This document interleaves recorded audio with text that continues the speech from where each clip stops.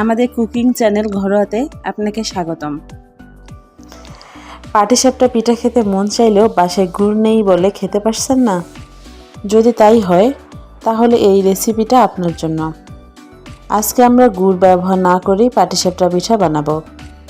পিঠার ব্যাটার বানাতে আমাদের যেসব উপকরণ লাগবে সেগুলো হচ্ছে: চালের আটা 2 কাপ, ময়দা হাফ কাপ, গুঁড়া দুধ 1/4 কাপ, লবণ 1 চা চামচ, চিনি হাফ কাপ।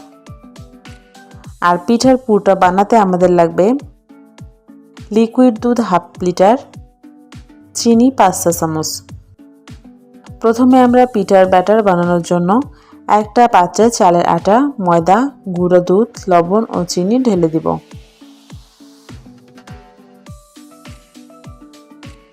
তারপর হ্যান্ড উইক্সের সাহায্যে কিছুক্ষণ মাখাবো।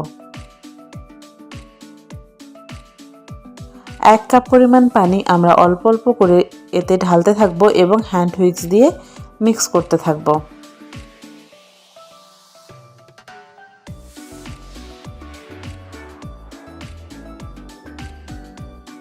আমাদের ব্যাটারের কনসিস্টেন্সি এরকম হওয়া পর্যন্ত আমাদের হ্যান্ড উইক্স দিয়ে মিক্স করতে হবে। এখন একটি পাত্রে আমরা দুধ চাল দেব আর সর ভাসলে মাখিয়ে ভেঙে দিব।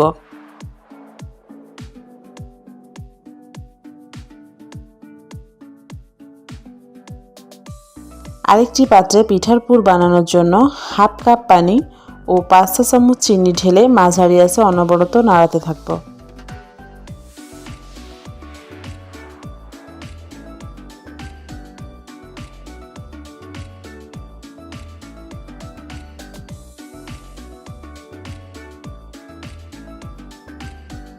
এরকম হালকা বাদামি রং হলে এটাকে আমরা দুধের পাতিলে ঢেলে দিয়ে মিনিট 3 নাড়াতে থাকবো।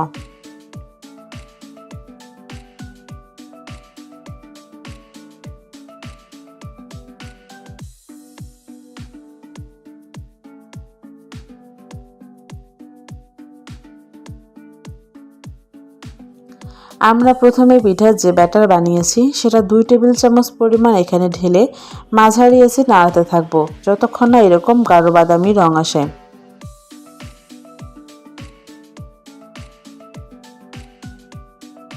এখন অল্প আঁচে একটা ফ্রাই প্যান রেখে তাতে আমরা হালকা তেল ব্রাশ করে নিয়ে 1/4 কাপ ব্যাটার ঢেলে এভাবে ছড়িয়ে দেব। আপনার ফ্রাই প্যান বা কড়াই যদি ছোট বা বড় হয় সেক্ষেত্রে আপনি আরেকটু কম বা আরেকটু বেশি পরিমাণ ব্যাটার ব্যবহার করতে পারেন।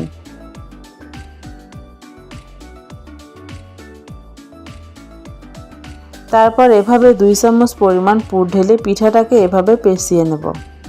পুরের পরিমাণটা আপনি চাইলে কমিয়ে বা বাড়িয়ে নিতে পারেন।